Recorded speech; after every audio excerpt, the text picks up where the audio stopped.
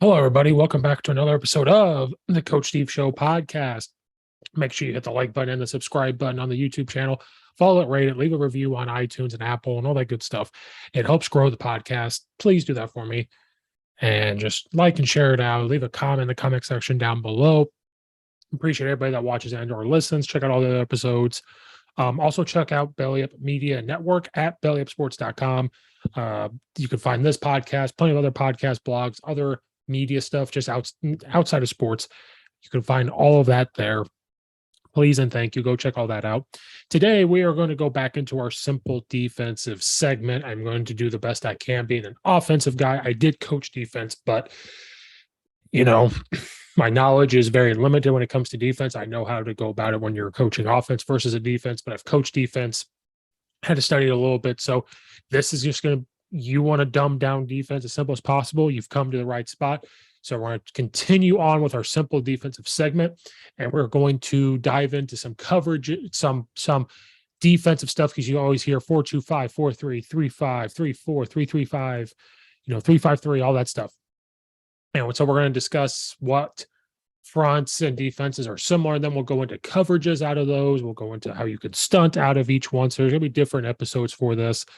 And make sure that when you're in this defense, we've talked about labeling, but how you really label in these defenses. So today we're going to talk about how, in my opinion, the 4-2-5 and the 4-3 are very similar. Now, there's other defenses that are very similar. People could say 4-2-5 and 3-4 is very similar, which you are correct in that, because you already have, 3-4, you've got four guys dropping back, but you got four defensive linemen when you're talking about being in a 4-2-5. So they're very similar, but let's talk about why I think the 4-2-5 and the 4-3 are very similar, lined up, coached positions defense. So let's talk about the 4-2-5 is exactly what it sounds, 4-2-5. So you're going to have four down linemen, then you're going to have two inside backers, and then you're going to have, roughly five guys that are in coverage. This defense helps out a little bit with a little bit of everything.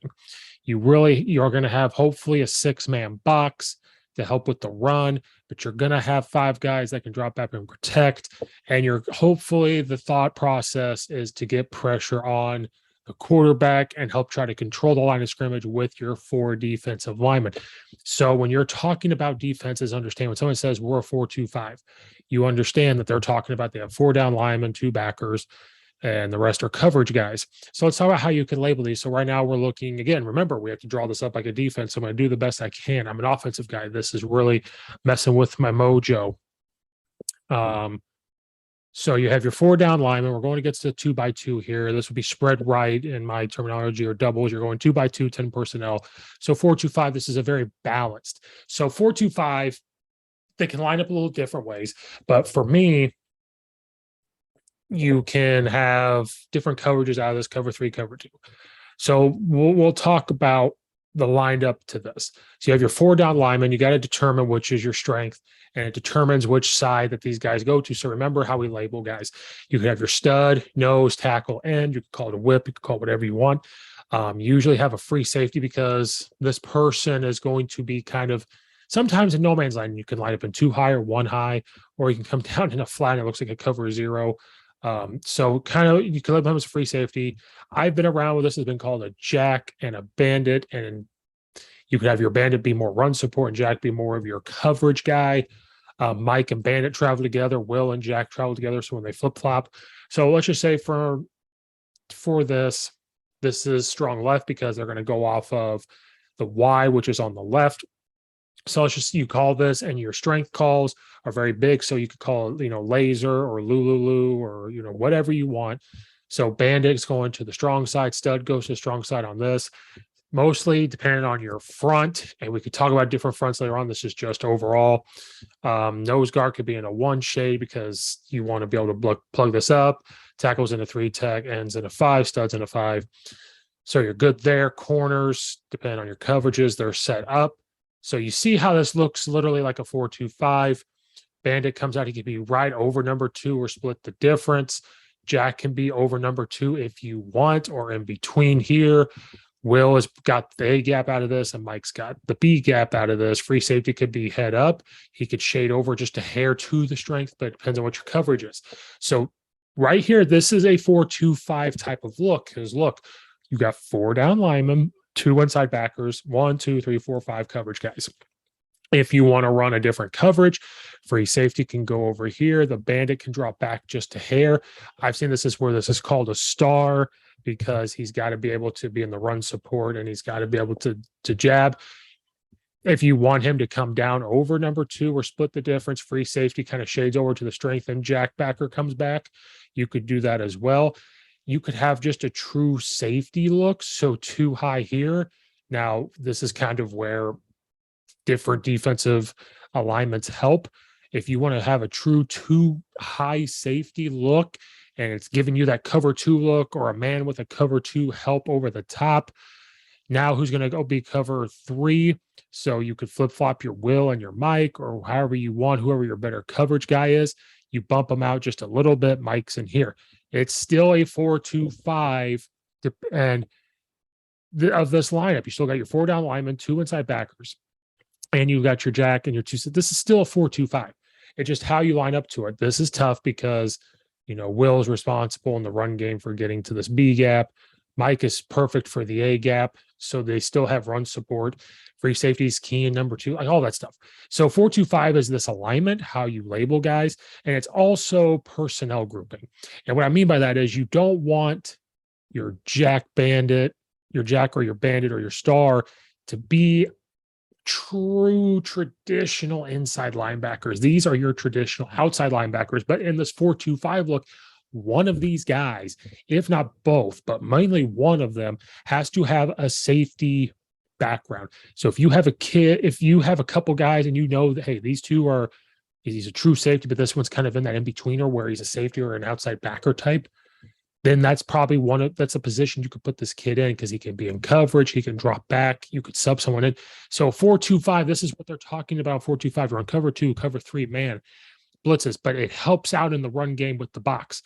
Now, what offenses do is they move guys and, you know, get you to empty the box out. But when people say 4-2-5, this is what they mean, and this is why This is why this defense was huge, and now teams are kind of going to a 3-3-5 or a 3-5-3, which we'll get to later on in a different one. But this is why this is so important, or why it was so important for people to run this, because of RPOs that can move guys around, helps out in the run game. So when you hear coaches talk about 4-2-5, this is how mainly for me that I've seen label them, and how they can line up to this type of formation. And it's very important to know that it's big personnel group wise on where you're going to put these guys in this defense. In a 4-2-5, to just line up, and again, this depends on coverages, but how to line up against the trips.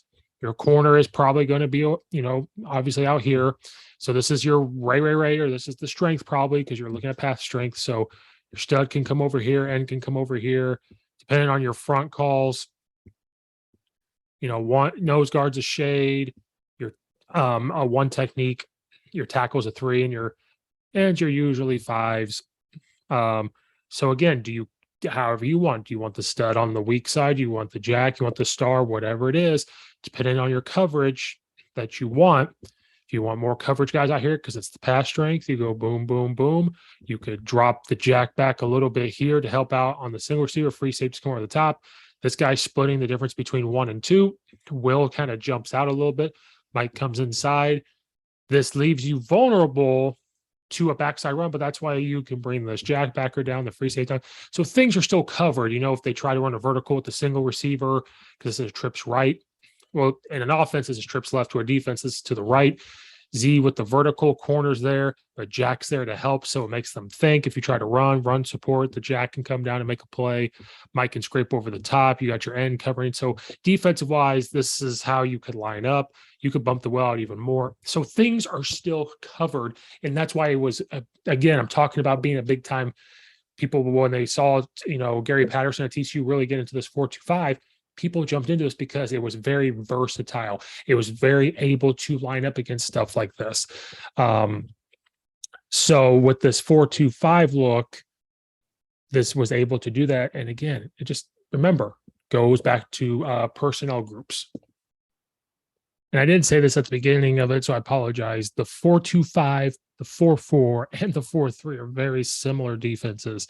So 4-2-5 can also be a 4-4 because it looks literally like a 4-4. If you notice that a lot of times, depending on how you line up, you don't always have too high. You can, but you want to disguise it by walking one of your outside guys down. So a 4-4, which I was a part of when I played in high school, wasn't really a 4-2-5, it was a 4-4. That really helps on the run game. You can truly keep your inside backers. These 4-4s can literally, these outside backers can hop wherever you want. But it comes down to personnel groups. You can keep that personnel group and have them line up in a 4-4. But when you line up in a 4-4 and you have a true one high safety, it's just probably you're going to be really good at cover 3, which nothing wrong with that, but you want to be really good at cover 3 or man. But the problem is, to me, in a 4-4, with the personnel group, and these guys are probably true outside linebackers, kind of like a 3-4. They're true outside backers, but it's truly meant to help out in the run game. So if a team, is an option team, you really want this outside support, because if they were to run option this way, quarterback and tailback, or a guy motions, H is probably blocking this guy. Well, you got the Will to scrape over the top. He's coming in to protect here in case something happens, of the Mike and the Will. So if you're running against teams like that, short passing route teams in a 4-4, you can line up that way as well. But again, to me, it's just depends on the personnel group you have. It's very universal to sit there and hop into one of these. But you could also run cover 2. One of these guys can drop back at the last minute, drop back a little bit.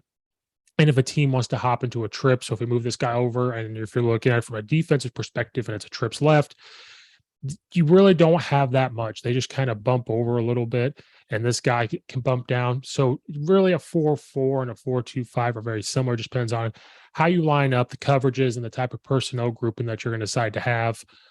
So when someone says 4-4, 4-2-5, there's really no difference to me in my mind. So you understand what they're talking about and what they're probably going to run. So let's talk about what a 4-3 looks like. So we've talked about 4-2-5, how it kind of looks and lines up. Now, and we looked at a 4-4, very similar. Now a 4-3. 4-3 is what it sounds: 4 defensive down linemen and 3 inside linebackers. You're going to have 2 high safeties. This one, again, it's personnel grouping. This really, back in the day, when you've played teams that wanted to run the football all the time, you saw odd man fronts and probably this type of defense. So you probably have in this defense a Mike backer, which is their inside linebacker. You have your Will and your Sam. Those guys, have to be pretty good in coverage, covering the flats or hook curls, really deep hook curls. Your Mike has to be good at covering probably middle of the field a little bit to help out, because when you're in a 4-3, you're probably going to be in a cover 2 to cover these, which we'll talk about exact coverages. Once you understand what these look like, then we'll go back and talk about coverages and what they look like out of this, and checks to trips and everything. We're literally breaking this down, piece by piece as the best I can. Again, leave comments in the section down below for ideas on how to make this better. I'm all for it. So 4-3 is literally 4 down linemen and 3 inside backers. This type of defense you could use when you're really getting like hand down tight ends, both sides, and wings and everything else. Now, when a team decides to go 2x2 spread, this is where you can be quote unquote in a bind. You're going to have to determine where they're going to bump. Your safeties can walk down, but if you want to keep them back to give that true 2 high shell look, do you want your corner to jump inside a little bit? Do you want to keep them over the top?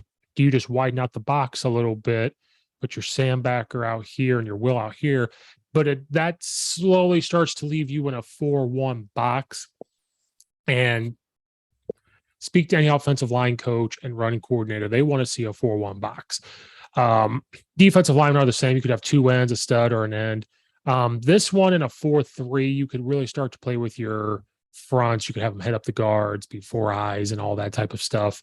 You could play it, a little dangerously and keep the Wills and the Sam head up the ends, and the Mike is literally right in the middle.